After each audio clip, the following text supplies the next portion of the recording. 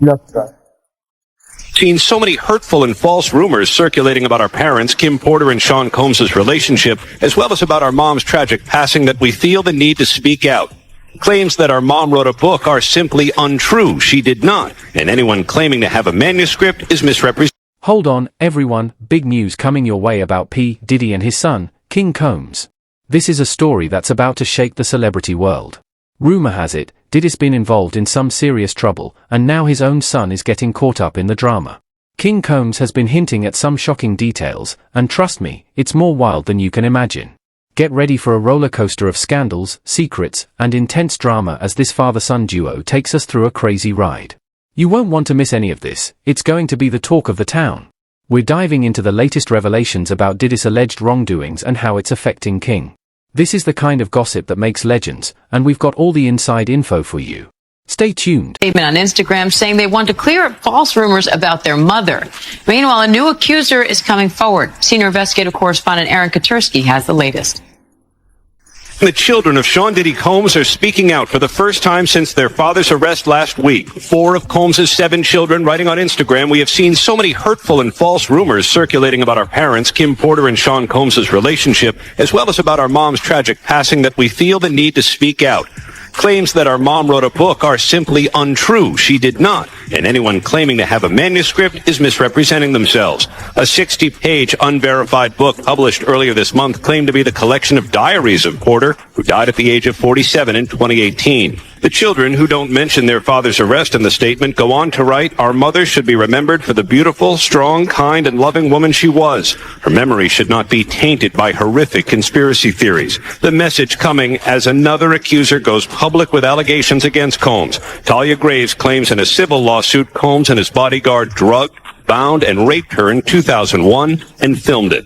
It's a pain that reaches into your very core of who you are, and leaving emotional scars that may never fully heal.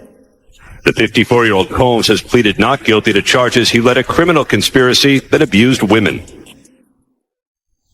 And Aaron Katursky joins me now with more on this. Aaron, how significant is it to have a new accuser making claims like this on camera as Diddy's facing these criminal charges? Well, look, she is detailing in an anguished appearance with her attorney Gloria Allred what she said happened to her in 2001 and the lasting impact that she said it had on her, and coming after Sean Combs' arrest on criminal charges perhaps lends some additional credibility, because he's already been charged in a racketeering conspiracy that sought out women for abuse. She's also filed a civil suit. Could that affect the criminal case at all? The civil suit is at least the 12th filed against Sean Diddy Combs, and the first one from last November by Cassie Ventura is really what touched off the criminal case that led to Diddy's arrest and subsequent not guilty plea on the 3 criminal counts.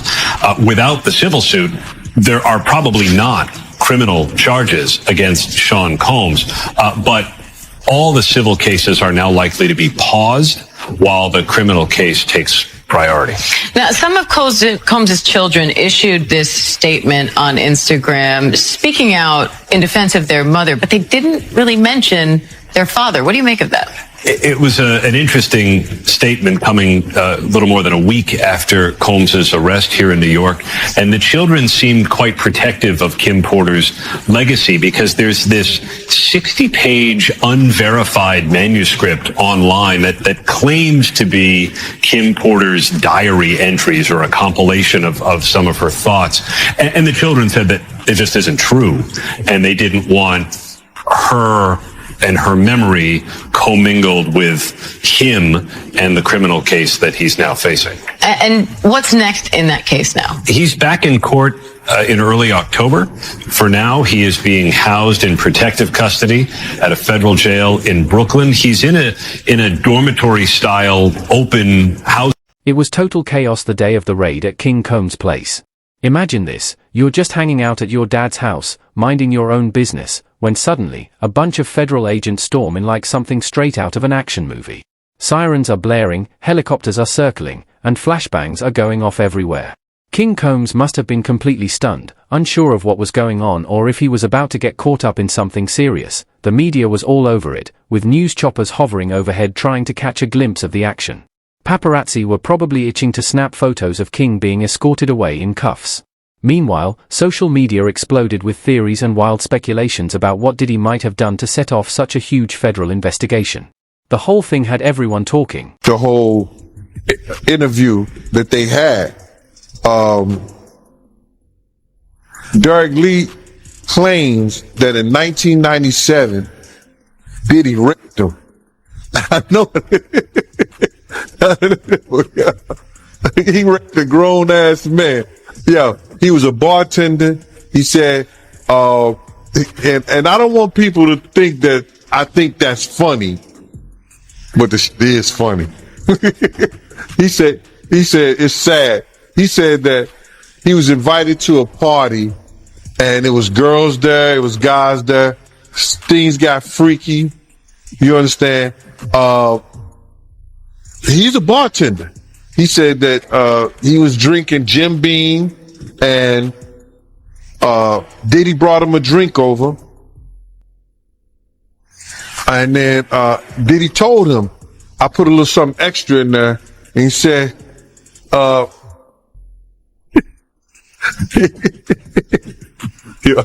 I'm sorry, man. He said he woke up butt naked with his thong gone. No, he didn't say that, bro. But he said he woke up and Diddy told him he had him. He said he went, he filed a report, but they threw it up under the cops swept it up under the rug and everything like that. So, he was suing Diddy and everything like that. So he said that, Diddy came to the, jail and said that, hey, I'll give you $2.3 million or something like that, or 23. I don't know if it's 2.3 or $23 million to make this go away. We'll leave this alone the whole 9 yards. Just like I just said, he's trying to pay people off to make things go away, for them to drop their suits and everything like that. You know what I mean? And if he does that, they civil suit. Drop them, make them go away. What would it take? So this particular dude said that Diddy was trying to sell properties and sell things and stop him from getting his money, and I didn't understand that. But the judge found some validity in what he was saying and said, yo, I'm gonna give you a 90-day restraining order against him from selling anything until you get all your paperwork in correct, because Diddy was served in the whole 9 yards. And as it was said that Diddy and his representative did come to the jail. So if the guy didn't have no lawsuit, if the guy wasn't, if his stuff wasn't truthful, why would they entertain it? The judge entertained it, Diddy lawyers them entertain it, and Diddy entertained it. So it may be some truth to it. But this dude is raping grown men. That's crazy. Yeah, I mean, we can laugh at it, but it sounds like it's true. I'm looking at it right now, and he did go to prison, and he offered the inmate $2.3 million to settle the case. So that's what the paperwork said, and the judge must have thought he had some validity into what he was saying. What the judge do? He granted him the restraint from Diddy selling the properties until the dude get his paperwork and everything in. You heard about Diddy law firm breaking charges with him and Miami Beach taking his day away? Well, all the things that happened to Diddy, and he losing friends, companies, city names, city girls.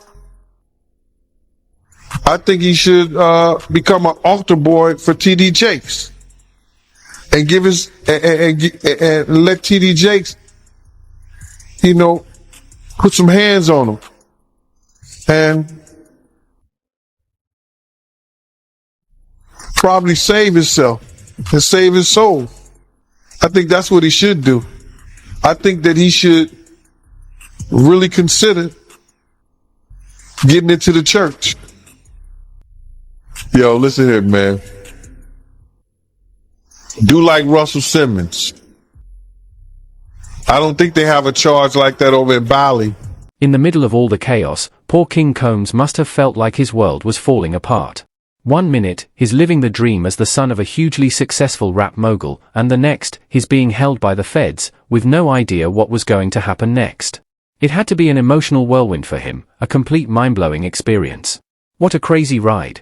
As listened to, you can specifically hear the accuser who alleges that she was being forced to take this tequila shot that she believed was laced with drugs. And in the audio, you can hear her asking Christian Combs if she was being drugged, and he answers, "Take the shot." Now, just to put things into perspective, the accuser was a crew member on the yacht. She was a bartender, and she says that shortly after this incident with the shot, she says she was cornered in a room. She says things became aggressive and physical, and then says that Christian Combs forced himself on her, and then says that it wasn't until another employee on the yacht came into this room that the abuse that she is alleging in this 31-page lawsuit stopped. And she says it only stopped because that person came into the room. Now, I want to read part of what the accuser's attorney is saying right now. What he's saying is, defendant Sean Combs turned what was sold as a wholesome family excursion into a hedonistic environment. It resulted in an unexpected increase in workload for her and for her colleagues, as well as unwanted exposure to unlawful drug use, sex work, and general chaos. Now, why are they naming Diddy in all of this? And it is partially because he was leasing that yacht. Now, he is not accused of sexual assault, but he is accused in this lawsuit of liability and aiding and abetting because he was the one renting the yacht. Now, his attorney, or actually the attorney for both men, also speaking out and denying these allegations, saying this complaint is filled with manufactured lies and irrelevant facts. We will be filing a motion to dismiss this outrageous claim. Again, they have continued to say that this is something that they will fight, that they are innocent in all of this. So we'll have to wait and see how this plays out in court, if it gets to court, or if it gets settled at some point, which has been the case with a previous lawsuit. But again, we'll have to wait and see what happens as Diddy and his son continue to say they're innocent, and the victims here continue to say that they were sexually assaulted, Fred. And so while music mogul Combs isn't accused of sexual assault in the lawsuit, he has been accused of a range of sexual misconduct in other separate lawsuits. How might that play into this? Yeah, as I mentioned, one of the lawsuits was settled, but there are others that are currently pending, right? And so there's a lot of the details that we've learned, and attorneys say that there's audio and video of these alleged crimes, or at least some of the alleged crimes. You're seeing some of those cases there. The one with Cassie was the one that was settled, but there are other ones that we'll still have to wait and see how they play out. And of course, we all saw just last month as Diddy's homes in both Miami and Los Angeles were the target of a federal investigation, and we saw that all play out on video last month. But again, it's important to point out that Diddy continues to say that he is innocent. They said this was a gross overuse of military level force. Said that Homeland Security brought him in, and this dude is he's a fraternity brother of mine, but he's also a producer, an engineer. And he was in the studio the night one of the girls made a complaint, the night something happened to one of the girls. And he told the lawyer everything that the girl told him, which was crazy. And Homeland Security brought him in. So, he told them they wouldn't let him know what they were doing, but it seemed like that something might happen before Labor Day. Wow, before Labor Day? Yeah. They working hard on this, bro. They working hard. You got to realize they working with a lot of stuff. They working with the taxes. They got lawyers for the taxes. They got lawyers for the complaints for the, what you call that? SA sexual assault complaints. They got lawyers for, what else? The drugs, the gun trafficking. They got different lawyers working on all those things, bro. And they got witnesses. If you don't mind me asking, what was the girl saying to the lawyers? Oh, the girl has said that, that same shit that happened to little Chris, he gave him a bottle of champagne or wine or whatever like that. And once she drank it, she became a certain way and found herself giving him a fellatio in the studio in front of people. The dude said he walked out because he was appalled. He had just had a daughter. So he walked out. So he was appalled. That's what he told me. So I'm like, damn, team. He said, yeah.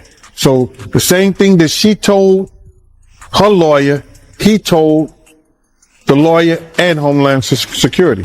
And he was actually there, graduate, a college graduate. You understand? Working, good dude, perfect witness. He told, the engineer told Homeland Security and her lawyer the same exact thing she told them. He said he was appalled at what he saw and walked out. So they got witnesses. They got witnesses, bro.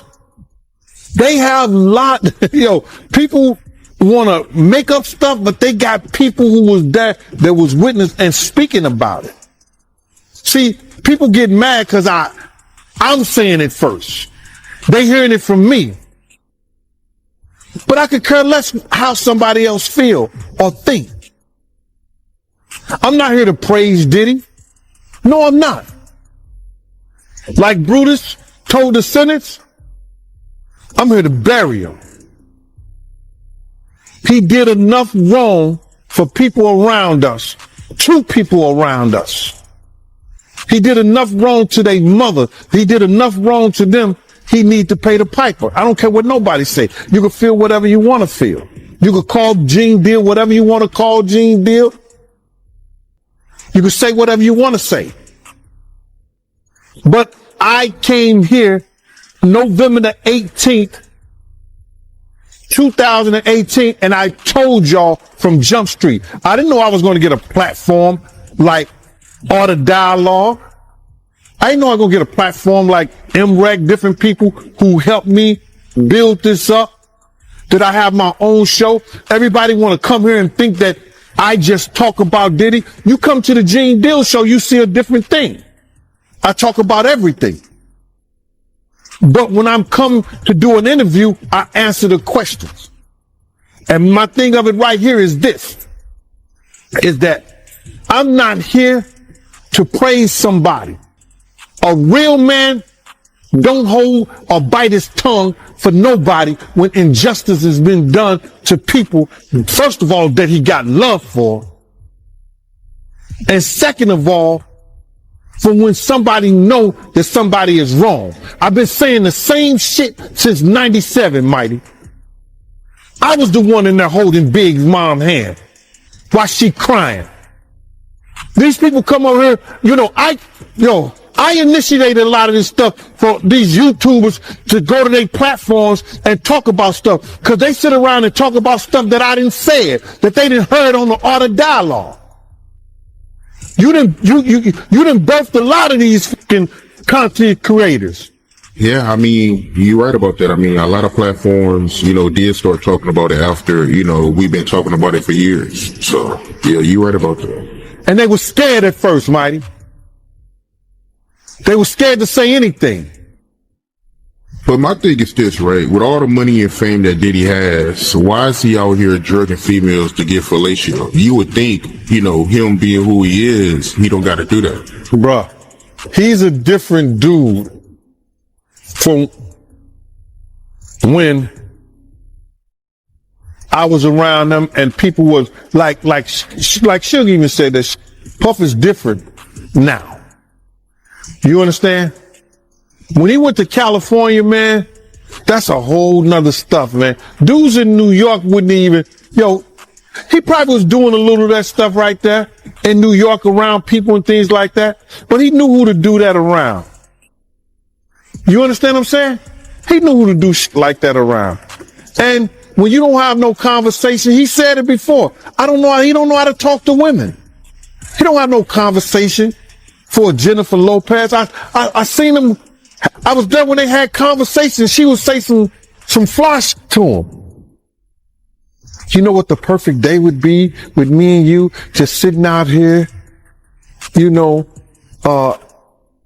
eating, just sitting out here, having a light lunch, drinking some wine, and just talking and talking and talking. She would say stuff like that to him. You know what I'm saying? And this nigga be looking like he's stuck on stupid. So I've seen him have conversations. He would say to Wolf and them, yo, man, I don't know how to talk to girls. But when you got that kind of money, you shouldn't have to know how to talk to girls.